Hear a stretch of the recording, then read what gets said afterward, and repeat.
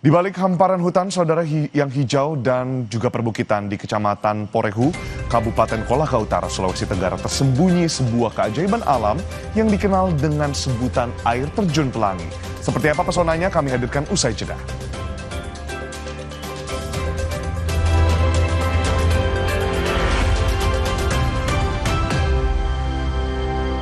Dalam hati Kompas TV, cari Hafiz. Apakah anak Anda Hafiz atau Hafizah? Pas banget. Ini syaratnya. Pendaftaran dibuka 5-23 Januari. Info lengkap kunjungi Instagram @dikalamhati.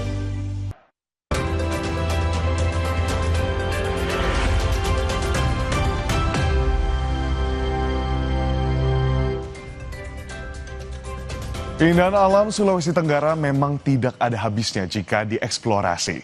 Salah satunya adalah destinasi wisata air terjun yang berada di Desa Tinuna, Kabupaten Kolaka Utara yang kami rangkum dalam informasi berikut ini. Dan saudara, inilah akhir dari Jurnal Nusantara hari ini. Kami akan hadir lagi di esok hari. Tetaplah bersama kami di Kompas TV. Terima kasih, saya Edwin Chan. Pamit undur diri. Sampai jumpa.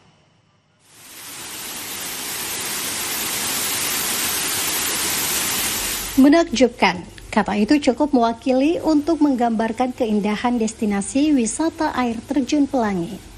Destinasi wisata ini terletak di Desa Tinuna, Kecamatan Porehu, Kabupaten Kolaka Utara. Dinamai air terjun Pelangi karena di tempat ini ada 7 air terjun kecil yang saling berdekatan yang dianggap mewakili 7 warna pelangi. Selain itu, bias cahaya matahari saat mengenai air terjun menciptakan pelangi di sela-sela air terjun. Tanah lapang dengan rerumputan hijau yang terhampar di depan air terjun menambah hasanah keindahan destinasi ini. Hal itu tentunya menjadi daya pikat bagi wisatawan yang hobi camping.